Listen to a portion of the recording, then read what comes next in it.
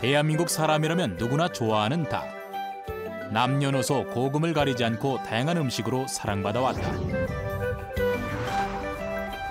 한해 소비되는 양만 봐도 닭의 인기가 어느 정도인지 가늠할 수 있다. 산란율의 저하로 병아리 생산량이 급격하게 줄었습니다. 종자 공급을 못 받으면은 가금 산업은 2년 내에 사실은 없어지는 멸종 위기로부터 벗어나게 만들어주는 게 1차 목표입니다. 예부터 친근하고 익숙한 가축 닭. 그런 우리 닭이 사라지기 시작한 건 꽤 오래전의 일이다. 우리의 닭은 어디로 사라진 것일까?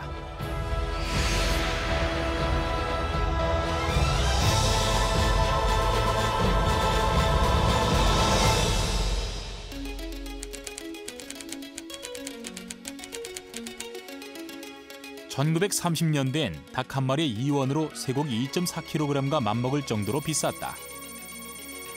닭고기는 1960년대 중반 고기만을 얻기 위한 육개가 대규모로 사육되기 시작하면서 대중화가 시작됐다. 2009년에 이르러서는 한 해 수입량이 5,800여 톤. 1인당 평균 소비량은 14.3kg이 되었다. 이 중 토종닭은 10% 정도뿐이다. 1년간 닭 먹는 게 6억 수쯤 되거든요. 그런데 아쉽게도 그것이 전부가 종자가 전부 해외에서 들여오고 있어요. 그래서 외국에서 우리나라에 종자 공급을 못 받으면은 지금 우리 국민들이 먹는 닭은 그 공급하기 위한 가금 산업은 2년 내에 사실은 없어지는 이제 극단적으로 표현하면 그런 일이 이제 지금 뭐 가능한 이야기입니다. 고기를 많이 생산해야 했던 우리나라의 축산 정책은 빨리 크고 덩치 좋은 가축 개량에 초점이 맞춰져 왔다. 이 과정에서 경제성이 뒤질 수밖에 없는 토종닭은 자연스레 설당을 잃어갔다. 우리가 먹고 있는 대부분이 수입종이라는 것이다. 우리 토종닭은 왜 사라진 것일까? 수입된 종계가 닭고기를 생산할 목적으로 유전공학적으로 만들어지다 보니까 산란율의 저하로 병아리 생산량이 급격하게 줄었습니다. 그래서 지금 국내의 수입 업체들이 브라질과 미국에서 지금 대체적으로 수입을 많이 해왔습니다.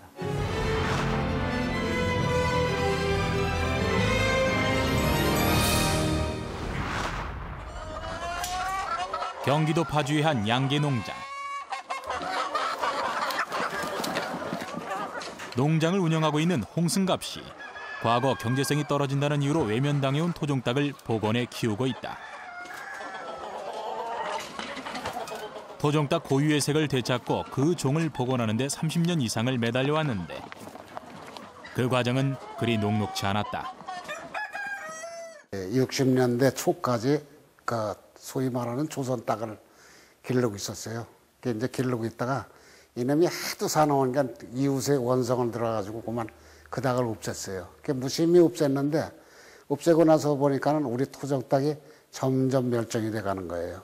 그러다가 이제 80년대 초에 토종닭을 가운데에서 기른다고 그래가지고 구해왔더니 어렸을 때 보던 닭하고 조금 좀 석연치 않은 점이 있어요. 그래서 왜 이 닭이 내 머릿속에 있는 그 입력되어 있는 거하고 틀려지는가가 그 왜라는 게 그만 몇십 년을 닭하고 실어 먹으면서 색상 복원 작업을 하게 되고 오늘날까지 이제 기르게 된 거죠.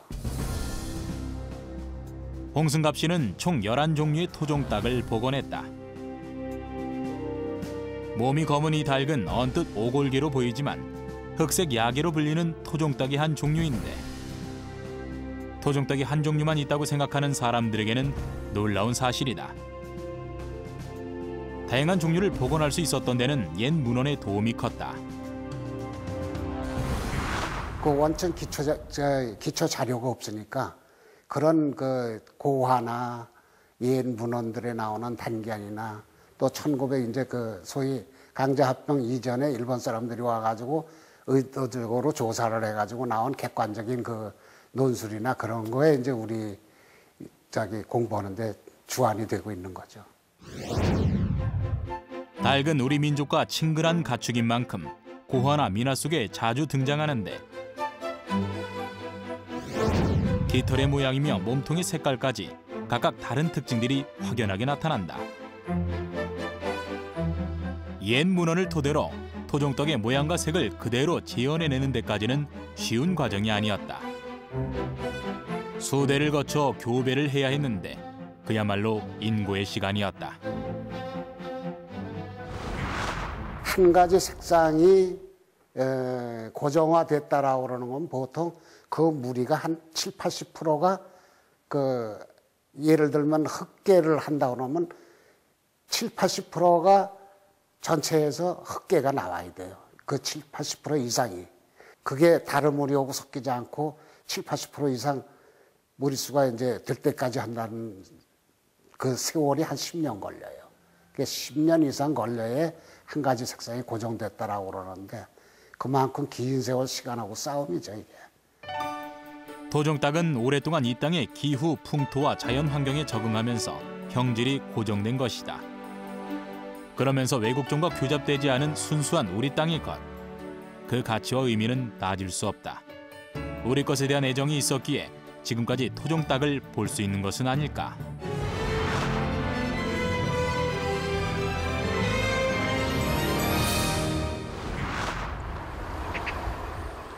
오골계라 불리는 토종닭 5개를 6대째 지켜오는 이도 있다.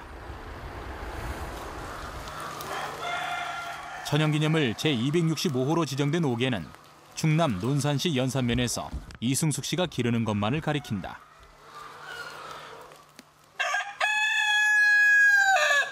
흔히 오골계로 많이 알고 있는데 오골계는 일본 닭 품종이고 우리 토종닭의 이름은 오개가 맞다. 이름에서 알다시피 오개는 검은 닭이라고 해서 붙여진 이름이거든요. 근데 뭐가 검냐? 온통 다 검은 거예요. 제일 큰 특징이 이제 눈을 보면 알 수 있거든요. 눈이 흰자위하고 검은 자가 있는데 이 닭의 경우는 구분이 안 될 정도로 온통 검어요. 그리고 동의보감의 금수편에 보면 눈이 검으면 반드시 뼈가 검다고 했어요. 근데 지금 산채로는 뼈를 확인할 수 없잖아요. 근데 눈이 이렇게 검으면 뼈가 반드시 검다. 그렇게 되기 때문에 뼈도 검고 이 볕도 검고요. 깃털도 검고요.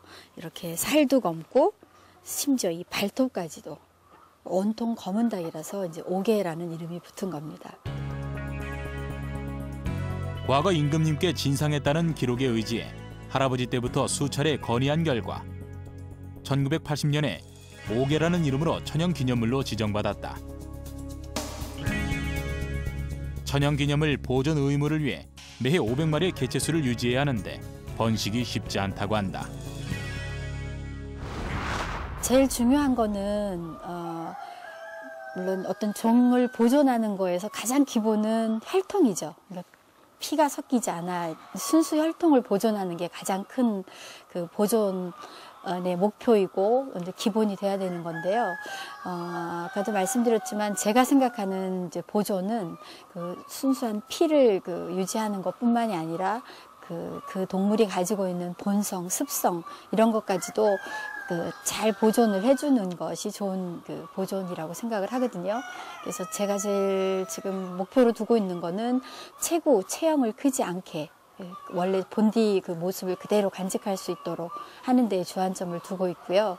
또 이제 양계 산업이 이렇게 많이 발전하면서 병도 다 같이 들어왔어요. 그래서 그러니까 예전에는 없던 질병들이 굉장히 많아졌거든요. 뭐 여러분들도 많이 기억하시지만 AI 같은 건 정말 가공할 만한 그런 질병이잖아요. 근데 그런 것들로부터 보호하기 위해서는 면역력을 높여주는 수밖에 없어요. 그래서 면역력을 높이는 데 필요한 뭐 홍삼이라든지 그다음에 뭐 된장이라든지 그래서 발효식품들을 굉장히 많이 구해서 먹이고 있습니다.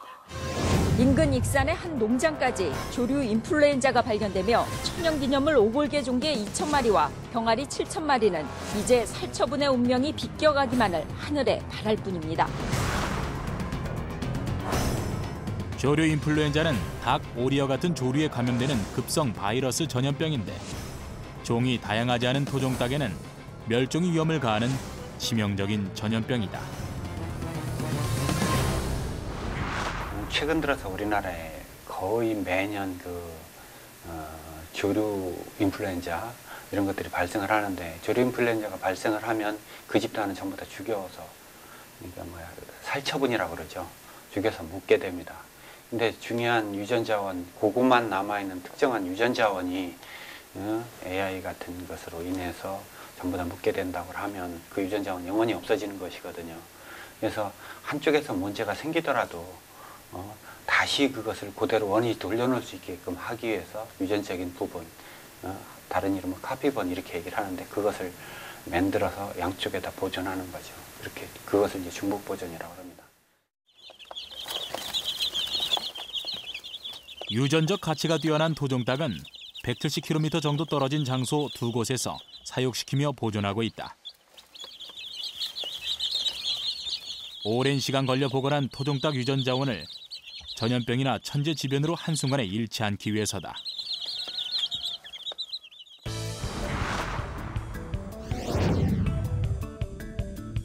전라북도 남원에 위치한 가축 유전자 시험장. 충청남도 천안에 있는 국립축산과학원과 함께 토종닭의 유전자원을 중복 보존하고 있는 곳이다. 뿐만 아니라 이곳에서는 멸종위기에 처한 토종닭을 모니터링해 우수한 유전자원을 국가적인 차원에서 관리하고 개량해 나가고 있다.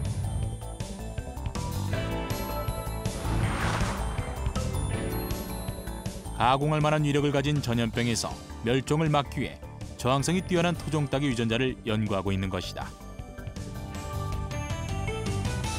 인류가 지금 굉장히 세계화가 되다 보니까 이 전염병의 확산이 굉장히 빨라졌어요. 금년도에 구제역 같은 게 그런 상황이거든요. 이게 만일 우리가 그 5, 60년대까지 우리가 발생 안 했던 거는 그만큼 사람 왕래가 적었기 때문에 그런 거거든요. 그러니까 질병이 계속 발생하니까 새로운 자원을 만들어야 되거든요. 새로운 품종을 만들어야 되고 그 질병을 이길 수 있는 품종을 만들어야 되기 때문에 각국은 더 유전 자원에 대해서 더 확보의 노력을 많이 하고 있고, 또 하나는 재래 가축들이 그 경제적인 능력이 떨어져서 사실은 그런 거였는데, 근데 걔들이 경제적인 능력은 떨어질지 모르지만은 숨어 있는 자질들을 가지고 있거든요. 아직까지 인류가 밝히지 못하는 유전적인 자질이 걔들은 가지고 있습니다. 그거를 우리가 다시 활용한다면은 새로운 품종을 만들 수 있고요. 그러니까 미래에 그 새로운 품종을 만들 수 있는 그 자원으로서 유전 자원은 굉장히 중요하고, 그래서 각국이 그러한 그 유전 자원에 대해서 지금 큰 관심을 가지고 있습니다. 2년 전 축산연구소는 지금까지 멸종된 것으로 알려졌던 긴꼬리닭 발굴을 발표했다. 한 축산 전문가가 30년간 각고의 노력 끝에 만들어낸 성과다. 이쪽 라인들은 젓갈색 라인들은 전부 다 다리 색깔이 더 짙다고. 네. 그리고 이제 여기도 보시면 수탉도 지금 같이 있거든요. 네. 젓갈색하고 한갈색.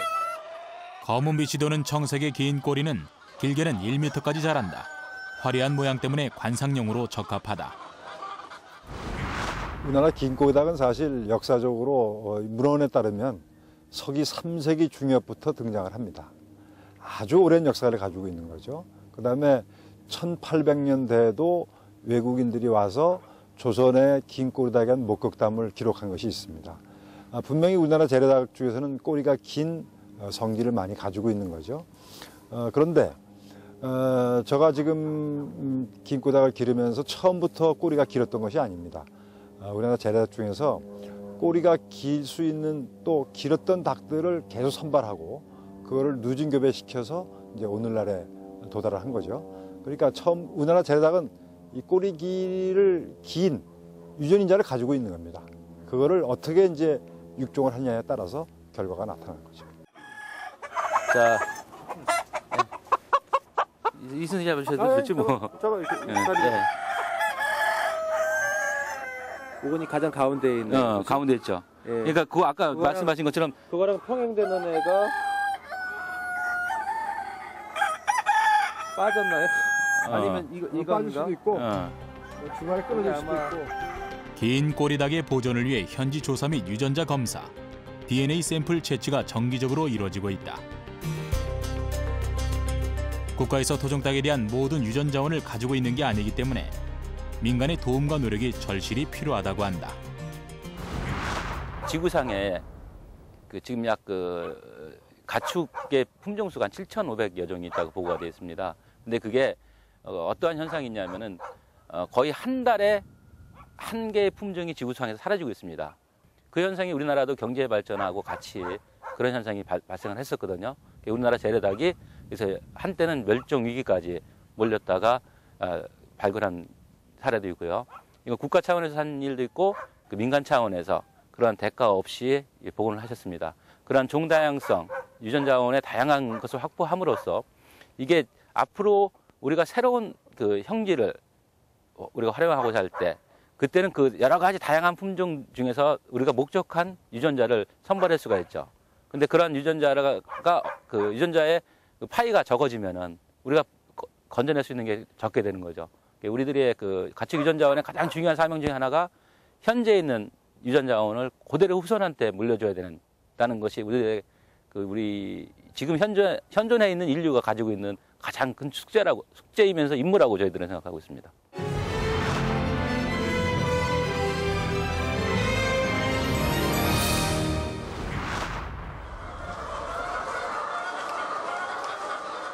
정부 차원의 노력으로 5개 품종의 토종닭이 복원되기도 했다. 농촌진흥청이 토종닭